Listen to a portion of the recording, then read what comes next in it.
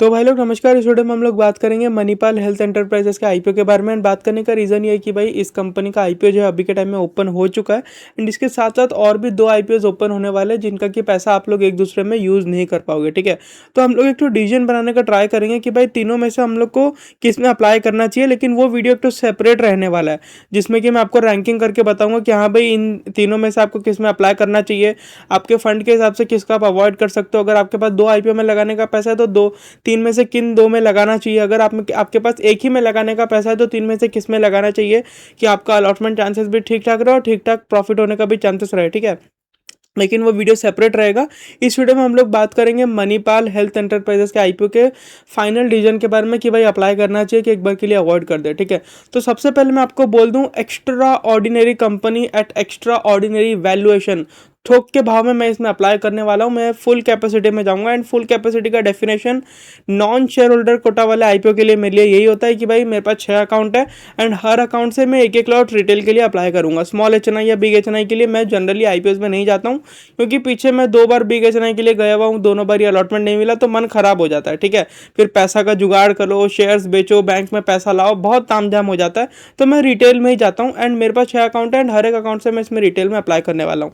जबकि अगर आप इसका जीएमपी देखोगे तो बहुत लो चल रहा है अभी के टाइम में, मात्र 9 रुपये का जीएमपी चल रहा है। यानी कि आपको पर लॉट अराउंड 200 रुपये के आसपास का प्रॉफिट हो सकता है अगर जीएमपी के हिसाब से ये लिस्ट हुआ तो। बट ना पीछे हमने कई बार देखा है कि चीज़ें जो है जीएमपी के हिसाब से काम नहीं करती है। जैसे कि एसबीआई एएमसी में तो हमने देख ही लिया कि भाई 17% जीएमपी चल रहा था, वो लिस्ट हुआ 7% में एंड फिर अभी के टाइम में अपना आईपीओ प्राइस पे आ गया। एंड पीछे हमने देखा था लेजर के केस में, लेजर पावर का जो आईपीओ आया था उसका जीएमपी मात्र 10% था, वो लिस्ट हुआ 15-16% पे। फिर जहां तक मेरे को ध्यान पड़ता है वो दूसरे दिन अपर सर्किट भी लगाया था। ठीक है, तो उस हिसाब से आपको देखना चाहिए। तो कई बार जीएमपी लो दिखाता है लेकिन कंपनी बहुत अच्छा लिस्टिंग गेन देता है, कई बार जीएमपी हाई दिखाता है लेकिन कंपनी नेगेटिव भी लिस्ट हो जाता है। ठीक है, बट मणिपाल हॉस्पिटल्स का जीएमपी बहुत लो है। मेरा ये इंटेंशन बिल्कुल भी नहीं है कि मैं आपको ऐसा बोलूं कि जीएमपी मैनिपुलेटेड है एंड क्या पता ये इससे ज़्यादा listing gain they they. But मैं आपको इस कंपनी का बिजनेस और फंडामेंटल एक्सप्लेन करूंगा एंड मैं आपको बताऊंगा कि ये कंपनी मेरे को क्यों बहुत ही ज़्यादा सस्ती लग रही है। जी हाँ, बहुत ही अंडर वैल्यूड लगती है मेरे को कंपनी। तो आप लोग को वीडियो में एंड तक बने रहना है। लेकिन आगे बढ़ने के पहले एक रिक्वेस्ट रहेगा कि भाई आप लोग इस वीडियो को लाइक और चैनल को सब्सक्राइब जरूर से कर दें और साथ साथ हमारे टेलीग्राम चैनल को ज्वाइन कर ले, लिंक नीचे डिस्क्रिप्शन में देखने को मिलेगा। और व्हाट्सएप चैनल को भी जरूर से ज्वाइन करें। इन दोनों पे ज़्यादा फोकस करें, टेलीग्राम और व्हाट्सएप पे, इसलिए बोल रहा हूँ क्योंकि भाई यूट्यूब धड़ाधड़ आजकल लोगों का चैनल उड़ा रहा है। ठीक है, तो कल को अगर हमारा चैनल भी उड़ जाता है तो कहीं ना कहीं हाथ हम दोनों का जुड़ा रहना चाहिए एक दूसरे से। ऐसा ना हो कि भाई हमेशा हमेशा के लिए बिछड़ गए। ठीक है, तो जरूर से ज्वाइन कर लेना दोनों को। सो एनीवेज आगे बढ़ते हैं। तो कंपनी का धंधा मैं ज़्यादा डीप में नहीं जा रहा हूँ क्योंकि कंपनी मल्टी स्पेशलिटी हॉस्पिटल चलाती है। मल्टी स्पेशलिटी हॉस्पिटल वो हॉस्पिटल्स होते हैं जिनमें कि ऑलमोस्ट सारे बीमारियों का इलाज होता है, चाहे वो किडनी का हो, हार्ट अटैक का हो, ब्रेन एमरेज का हो, कैंसर का हो, हर चीज़ का इलाज हो जाता है। ठीक है, तो वो ये सब काम है कंपनी का। बहुत ही बेसिक सा बिजनेस है, हॉस्पिटल चलाती है कंपनी, सिंपल सा बात है और आपको ज़्यादा दिमाग लगाना नहीं है इसके बिजनेस में। ठीक है, बट ना कंपनी अंडर वैल्यूड क्यों है, क्यों अंडर वैल्यूड है भाई, आप ऐसा क्यों बोल रहे हो कि कंपनी बहुत ही सस्ते वैल्यूएशन में अपना आईपीओ लेके आ रही है? उसका रीजन ये है कि भाई इसका मार्केट कैप अगर आप देखोगे तो मात्र 77,000 करोड़ का है। यही सबसे बड़ा प्लस पॉइंट है। एंड अगर आप देखोगे इसमें जो फ्रेश इशू है लगभग 8,000 करोड़ का रहने वाला है। तो प्री आईपीओ इसका मार्केट कैप जो है लगभग 77,000 करोड़ का है। और पोस्ट लिस्टिंग जो इसके नंबर ऑफ शेयर्स थोड़े बहुत बढ़ेंगे तो उसके बाद इसका मार्केट कैप अराउंड 85,000 करोड़ के आसपास हो जाना चाहिए। ठीक है, मतलब क्योंकि इसमें फ्रेश इशू है 8,000 करोड़ का, तो पोस्ट इशू 85,000 करोड़ के आसपास का। मतलब सिंपली ये समझ के चलो 77,000 करोड़ का कोई रेलिवेंस नहीं है, इसका मार्केट कैप 85,000 करोड़ है। ठीक है, एंड हाँ मैं अब अंडर वैल्यूड क्यों बोल रहा हूँ, अब हम लोग नीचे जाके इस चीज़ को समझते हैं। बेसिकली अगर आप देखोगे तो कंपनी के पास टोटल कितने हॉस्पिटल्स हैं, हॉस्पिटल छोड़ दो, हॉस्पिटल कितने होते हैं उससे ज़्यादा फर्क नहीं पड़ता, मैटर ये करता है कि कितने बेड्स है। ठीक है, कंपनी के पास अभी के टाइम में अराउंड 13,000 लाइसेंस्ड बेड्स हैं, 13,000 बेड्स, ये बहुत बड़ा नंबर है मैं आपको बोलूं। एंड उस हिसाब से इसका मार्केट कैप जो है एटलीस्ट अगर ये लोग 1.5 लाख करोड़ में भी अपना आईपीओ लेके आते हैं ना, तब जाके हम लोग बोलते हैं कि हाँ भाई ये आईपीओ जो है फुल्ली वैल्यूड है। फिर भी ओवर वैल्यूड नहीं होता, फुल्ली वैल्यूड रहता है। ठीक है, एंड ऐसा मैं क्यों बोल रहा हूँ क्योंकि अगर आप मैक्स हेल्थ केयर को देखोगे जिसका मार्केट कैप लगभग 1 लाख करोड़ के आसपास का है, इसका जो नंबर ऑफ हॉस्पिटल्स है वो लगभग 6,000 से भी नीचे है जहाँ तक मेरे को ध्यान पड़ता है। लास्ट में जब इसका एनालिसिस किया था मेरे को याद है कि 6,000 से भी नीचे ही था। अगर आप अभी के टाइम में देखोगे तो कंपनी के पास अराउंड इसका हॉस्पिटल्स कहाँ है, जी हाँ, ये रहा। नहीं, नहीं, अगर आप देखोगे तो अभी के टाइम में कंपनी के पास 8,300 बेड्स है।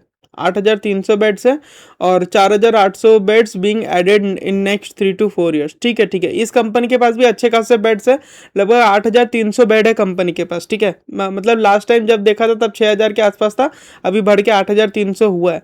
तो कंपनी के पास जब 8,300 बेड्स है, कंपनी अपना मार्केट कैप टेम कर रखी है लगभग 1,08,000 करोड़ का। ठीक है, मतलब सोच के देखिए, मार्केट कैप इसका मात्र 8,000 मतलब 9,000 से भी कम है, एंड कंपनी वाले 1,00,000 करोड़ का मार्केट कैप डिमांड कर रहे हैं। तो मणिपाल सिन्हा तो अपना आईपीओ जो है, मतलब मणिपाल सिन्हा तो नहीं, हो तो इंश्योरेंस हो गया, वो छोड़ दो, गलती से बोल दिया मैं। तो मणिपाल हॉस्पिटल जो है अपना आईपीओ लगभग 85,000 करोड़ के मार्केट कैप में लेके आ रहा है, जबकि इसके पास 13,000 बेड्स है। कहाँ से ये फिगर आपको खराब लग रहा है भाई? कंपनी अंडर वैल्यूड ही हुई ना।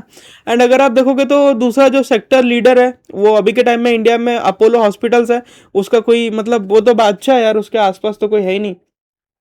अगर हम लोग यहाँ पे अपोलो हॉस्पिटल्स को देखें तो इसका मार्केट कैप लगभग 1,28,000 करोड़ का है। एंड अगर आप देखोगे तो इस हॉस्पिटल के पास कितना नंबर ऑफ बेड्स है, तो इनके पास अराउंड 8,700 बेड्स है। 8,700 बेड्स है इनके पास लगभग। ठीक है, एंड 8,700 बेड्स के साथ कंपनी वाले 1,58,000 सॉरी 1,28,000 करोड़ का मार्केट कैप टेम कर रखे हैं। एंड जैसा कि मैं आपको बोला, मणिपाल कितना में अपना आईपीओ लेके आ रहा है, 85,000 करोड़ के मार्केट कैप में। तो एक्सट्रीमली अंडर वैल्यूड बोलूंगा मैं। एंड यहाँ पे जो आप 13,000 बेड्स देख रहे हो, ऐसा नहीं है कि सारा का सारा 13,000 बेड्स का मालिकाना हक इसी कंपनी के पास है, जी बिल्कुल भी नहीं। 13,000 में से लगभग 9,500 के आसपास बेड्स का मालिकाना हक जो है मणिपाल वालों के पास है। एंड बचे हुए जो बेड्स है वो कुछ लीज में लिया हुआ है, एंड कुछ कुछ ये लोग मतलब मैनेज भी करते हैं। यानी कि आप मान लो कि कोई हॉस्पिटल खोल के बैठ गए, आप मणिपाल वालों को बोल दोगे कि भाई एक काम करो, तुम लोग मेरे को रेंट दे देना और मेरे बदले तुम लोग ये हॉस्पिटल मैनेज करो, जितना पैसा कमाओगे कमाना, और मेरे को तुम या तो बिजनेस प्रॉफिट में से कट दे देना या तो रेंट दे देना, जो भी डिसाइड होता होगा। तो वो होता है मैनेज करना, किसी और के लिए किसी और का हॉस्पिटल मैनेज करना। तो खुद का हॉस्पिटल 9,500 और बचा हुआ जो है लगभग 4,000 के आसपास, वो लोग या तो लीज कर रखे हैं या दूसरों के लिए मैनेज कर रहे हैं, बट वहां से भी ठीक ठाक पैसा निकल के आ रहा है। बट स्टिल 9,500 खुद का इनका बेड्स है जो कि ये लोग खरीद रखे हैं, एंड बचा हुआ जो एक्स्ट्रा वो मतलब चेरी ऑन टॉप का काम करेगा। तो आप लोग समझ गए कि कंपनी इतना अंडर वैल्यूड क्यों है, समझ पा रहे हैं बात को। एंड अगर आप इसका एबिटा देखोगे, क्योंकि जो भी ये सब कैपिटल इंटेंसिव बिजनेस होते हैं ना, जिनको करने के लिए आपको बहुत ज़्यादा लोन लेना पड़ता है, बहुत सारा इन्वेस्टमेंट करना पड़ता है, बिल्डिंगें खड़ी करनी पड़ती है, ज़मीन खरीदना पड़ता है, एंड बहुत सारे लोगों को आपको एम्प्लॉय करना पड़ता है। तो ऐसे बिजनेसेस को कभी भी नेट प्रॉफिट पे नहीं देखना चाहिए, बल्कि एबिटा पे देखना चाहिए। एंड अगर आप इसका एबिटा देखोगे तो अराउंड कंपनी ने 10,500 करोड़ का बिजनेस किया था, एंड एबिटा इसका 2,700 करोड़ का है। एक्स्ट्रा ऑर्डिनरी भाई, 27% का एबिटा है इसका। एंड ऐसा मैं आपको एक्स्ट्रा ऑर्डिनरी क्यों बोल रहा हूँ, नीचे चल के दिखाता हूँ आपको। यहाँ पे अगर आप अपोलो हॉस्पिटल्स का एबिटा देखोगे ना, तो इनका एबिटा 15% के आसपास का है। ठीक है, 15% का एबिटा है इनका। एंड यहाँ पे मैं मैक्स हेल्थ केयर आपको दिखाता हूँ।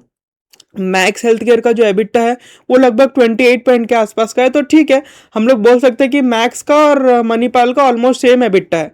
तो भाई आप यहाँ पे देखो, मैं अभी सिंपली अगर आपको बोलूँ, मैं इसमें फुल फोर्स अप्लाई करने वाला हूँ, फर्स्ट पॉइंट। और दूसरा, मैं चाहता हूँ कि भाई ये नेगेटिव लिस्ट हो जाए। मैं आपको अपनी तरफ से बोल रहा हूँ, मैं चाहता हूँ कि ये नेगेटिव लिस्ट हो जाए, क्योंकि भाई ये एक्स्ट्राऑर्डिनरी कंपनी है। ऐसी कंपनी को, अब मेरे को पता नहीं मैं कितनी तारीफें करूंगा इस कंपनी का, लेकिन मेरे को पर्सनली ये कंपनी ऐसा लगता है कि क्लियर कट अपॉर्चुनिटी है। एंड ऊपर से इसमें एक ही प्रॉब्लम आपको दिखेगा कि डेट बहुत ज़्यादा है कंपनी के ऊपर, लेकिन ये डेट का भी प्रेशर खत्म हो जाएगा। सबसे पहले क्यों खत्म होगा मैं बाद में एक्सप्लेन करूंगा। लेकिन ना देखो, कंपनी का डेट इक्विटी रेशियो कितना है, 8,000 करोड़ का रिजर्व है, एंड किस स्पीड में रिजर्व बढ़ रहे हैं देखिए, धपा धप करके कंपनी अपना रिजर्व बढ़ाई जा रही है।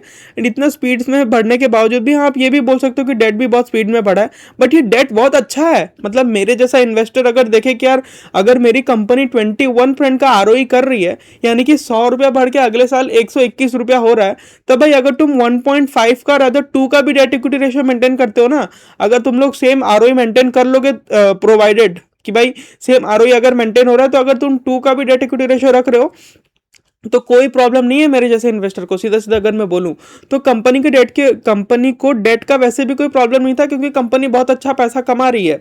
लेकिन फिर भी ये लोग जो अपना आईपीओ कर रहे हैं ना, ओएफएस का बात नहीं करते हैं, फ्रेश इशू का बात करते हैं। लगभग 8,000 करोड़ का ये लोग फ्रेश इशू कर रहे हैं। एंड इस 8,000 करोड़ में से लगभग 5,500 करोड़ यूज होगा डेट पेमेंट के लिए, एंड इसके बाद कंपनी डेट फ्री हो जाएगी। फिर डेट का कोई टेंशन रहेगा नहीं, डेट फ्री कंपनी हो जाएगी। 13,000 बेड्स हो जाएगा, 28% के आसपास का इसका एबिटा है, 85,000 करोड़ का मार्केट कैप है। भाई आपको और चाहिए क्या किसी कंपनी में, और आपको चाहिए क्या? मतलब अप्लाई तो एकदम ही करना है, अवॉइड करने का मेरे को पर्सनली कोई रीजन नहीं दिखता। एंड अगर ये कंपनी नेगेटिव लिस्ट हो जाती है ना भाई, मेरे से ज्यादा खुश कोई होगा नहीं, ठीक है। अब पॉजिटिव लिस्ट होगा इसका कोई गारंटी नहीं दे सकता, क्योंकि जीएमपी बहुत लो है। लेकिन इसको अवॉइड करने का बिजनेस मॉडल और फंडामेंटल वाइज तो कोई रीजन मेरे को दिख नहीं रहा। एंड बहुत कम आईपीओ ऐसे होते हैं जिनको आप खोल के बोल सकते हो कि भाई अप्लाई तो करना ही करना है, भले ही जीएमपी कम है लेकिन अप्लाई करना है, क्योंकि भाई बिजनेस अच्छा है। एज एन इन्वेस्टर तो आपको अप्लाई करना है, एज एन आईपीओ इन्वेस्टर तो आपको क्या करना चाहिए वो मेरे को नहीं, मैं नहीं बोल पाऊंगा। एंड अगर आप बहुत ही लो रिस्क प्लेयर हो, मैं बोलूंगा आप इसको अवॉइड भी कर सकते हो। लेकिन एज एन इन्वेस्टर मैं चाहता हूं कि भाई मेरे को अच्छा वैल्यू मिले और ये नेगेटिव लिस्ट हो जाए। तो इतना रखते हैं इस वीडियो में। आई होप आप लोग को मेरा व्यू समझ में आया होगा। एंड फिर मुलाकात होगी अगले वीडियो में, तब तक के लिए नमस्कार।